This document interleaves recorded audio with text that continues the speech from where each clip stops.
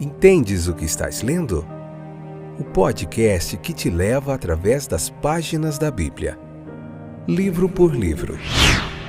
Capítulo por capítulo. Uma exposição bíblica emocionante. Aperte os cintos e embarque comigo nesta viagem.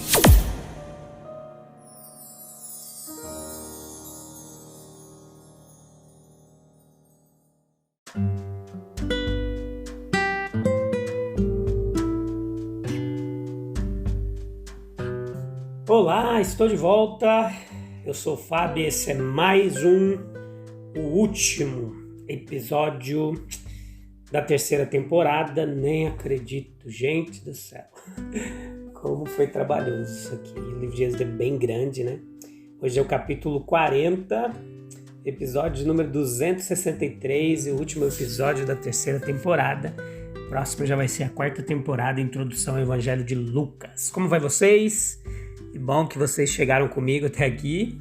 Vocês são perseverantes, isso é joia demais. A gente aprendeu muita coisa legal no livro de Êxodo, muita coisa fantástica e preciosa para a gente poder aplicar em nossas vidas. E não vai ser diferente, tá? Agradeço a vocês desde já por estar conosco durante toda essa temporada e eu espero vocês na próxima para a gente juntos ver mais um evangelho, beleza? Conto com a sua audiência, a sua paciência. Se você tem gostado, compartilha com mais pessoas aí, se envolva também neste trabalho, que é um trabalho muito jóia, uma caminhada de muito aprendizado, essa pregação expositiva da Palavra de Deus aqui, capítulo por capítulo, esse comentário bíblico em áudio, está sendo muito legal. Então vamos lá. Hoje vamos terminar falando desse altar santíssimo aqui, como conclui o livro e o capítulo. Então há uma diferença imediatamente perceptível entre as palavras de santificação que nós vemos no versículo 9 e as palavras de santificação que nós vemos no versículo 10. Veja que enquanto o tabernáculo e tudo nele são declarados santos, uma santidade especial é de alguma forma ligada ao altar do holocausto, que diz lá que será um altar santíssimo, né? Algo muito mais do que santo. A explicação razoável que nós podemos dar aqui para isso é que se houvesse alguma santidade especial no altar do holocausto em si, mas de sua posição externa, corria grande perigo de ser tratado sem pensar e, portanto, nós precisava de uma atenção especial para ser chamado a ele. Por isso, meus queridos, nós somos levados a notar a existência de uma distinção semelhante entre as coisas que somos obrigados a tratar de maneira reverente e cuidadosa. Se lembre com que mãos profanas o santo de Deus foi abusado, aquele que falou sobre o templo do seu corpo, aquele que era santo, não por qualquer mera associação, não para fins temporários. Não há aqueles que, sem pensar o suficiente de todo o mal que estão fazendo, crucificam o Filho de Deus novamente e o expõem ao vitupério. Então, que perspectiva terrível é indicada para aqueles que pisam o Filho de Deus e consideram o sangue da aliança com o qual são santificados uma coisa profana e desprezam a presença do Espírito de Deus. Então veja aqui que a mesma coisa pode de uma maneira ser santificada e de outra ser profanada. Há uma grande aparência de santificação nas imensas bíblias de família tão frequentemente vistas antigamente nas casas inglesas, aquelas bíblias grandes, ricas e espalhafatosas ali em sua encadernação, na douração delas. Mas afinal, elas só podem estar lá como parte de uma reputação de respeitabilidade.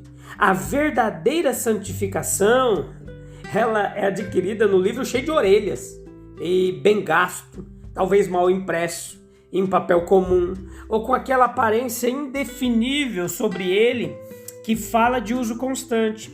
É muito fácil colocar a superstição no lugar de uma reverência inteligente, diligente, profunda e prática. Então veja comigo que mesmo os cristãos eles são muitas vezes estranhamente negligentes em relação à santidade inerente a eles, se eles realmente nasceram de novo. Então veja que Moisés ele terminou o trabalho, conforme Êxodo 39 e 32 que nós vimos lá no episódio anterior, e assim foi terminado toda a obra do tabernáculo. Veja esse tabernáculo como uma sombra e um tipo de casa espiritual, ou seja, a igreja. Esse tabernáculo está sendo feito, construído, e está chegando um tempo em que, em um sentido mais especial, ele será completamente criado. O dia de Cristo, o dia da manifestação dos filhos de Deus. Veja que o tabernáculo ele não foi criado até que todos os trabalhos relacionados com a sua fabricação tivessem sido concluídos. O tabernáculo ele foi feito com o objetivo de ser criado e esse foi o fim. Assim, o chamado, a salvação e o aperfeiçoamento de indivíduos para o reino de Deus sempre se referem à sua manifestação final com Cristo em glória. Então veja que todas as partes do tabernáculo foram feitas, todos os móveis do tabernáculo foram feitos e os vestidos, ou seja, as vestes, as roupas dos servos do tabernáculo foi feito. Não até que tudo isso foi feito, foi dado o comando para a retaguarda. Assim, o dia da manifestação dos cristãos não chegará, até que todos os trabalhos preparatórios para o estabelecimento do reino de Deus em glória tenham completamente sido concluídos. Veja que o evangelho ele é pregado em todo o mundo. Os eleitos reunidos, a última alma do cristão santificada como uma pedra viva, como escreveu Pedro, moldada para o lugar certo onde ela deve ocupar no edifício celestial. Concluídos os trabalhos ali no templo, ocorreu a colocação das partes do tabernáculo, cada parte no lugar, a disposição dos seus móveis e a ordenação do serviço. Olha que fantástico! Veja que assim, uma vez terminados os trabalhos preparatórios, também em conexão com o reino de Deus, nenhum tempo será perdido em estabelecê-lo em sua glória final. Cristo aparecerá e seu povo aparecerá com ele. Colossenses 3,4.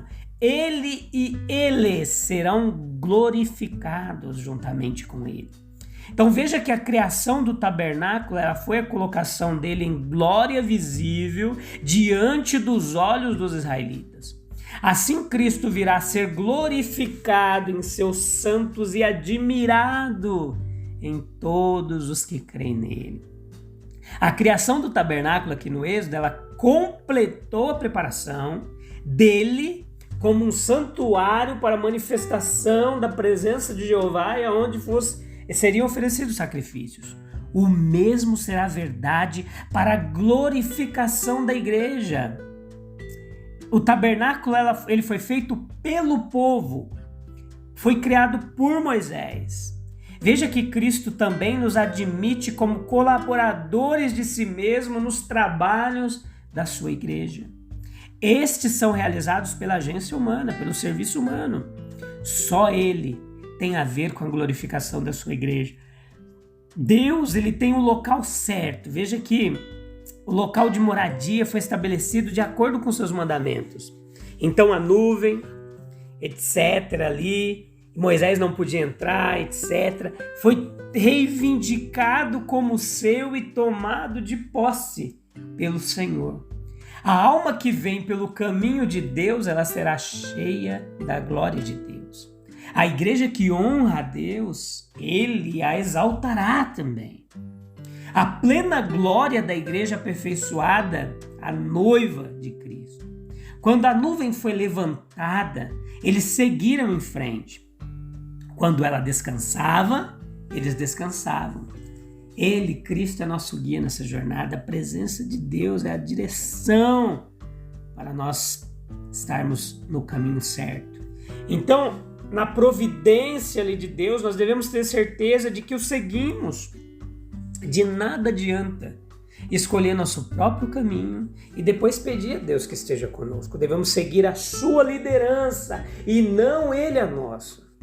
Na graça de Deus, nós podemos estar de luto por alguma alegria que possa ter partido.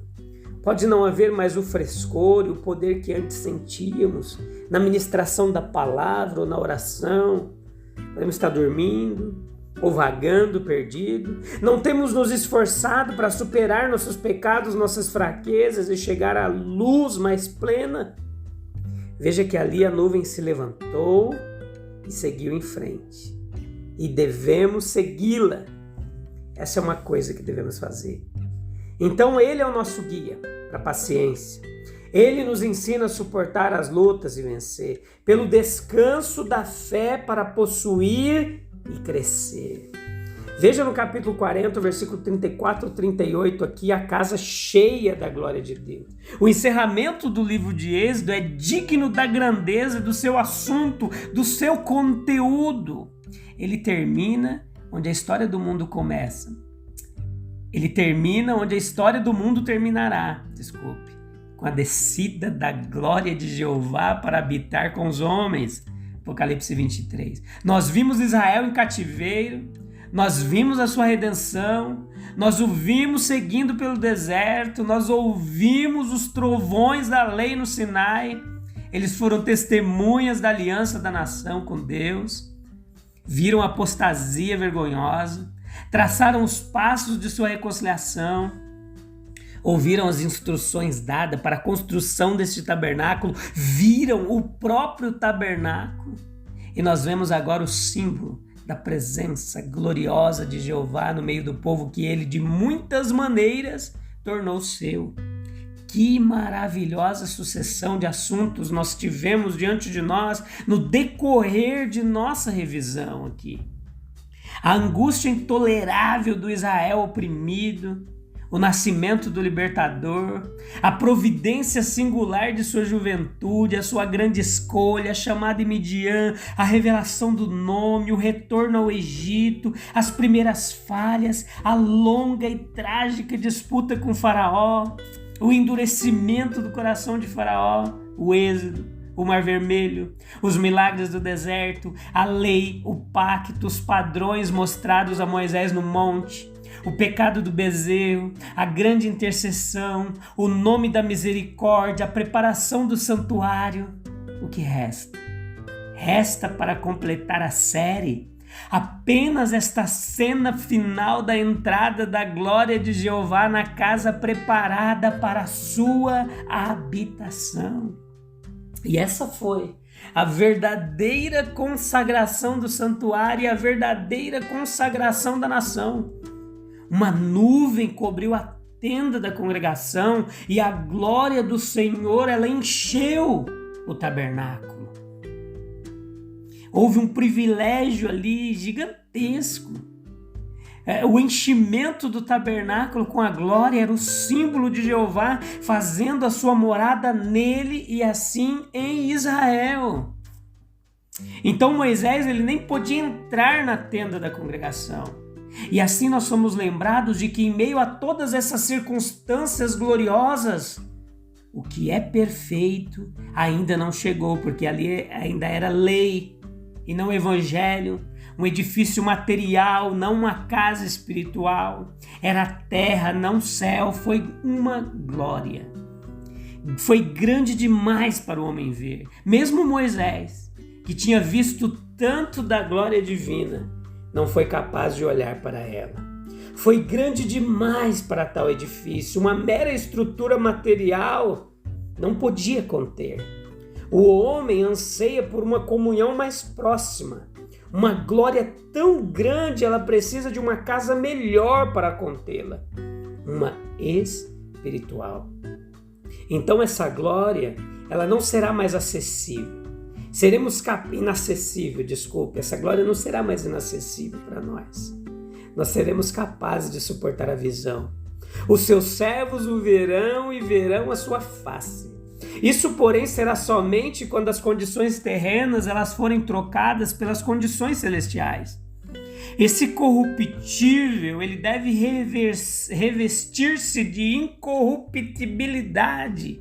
E esse mortal se revestirá de imortalidade. Até que essa hora chegue, nós devemos nos contentar, meus amigos, a andar por fé e não por vista, vendo apenas como por um espelho, de uma forma obscura, até que a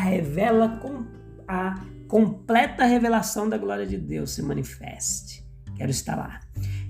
Joia, a gente assim finaliza aqui o livro de Êxodo.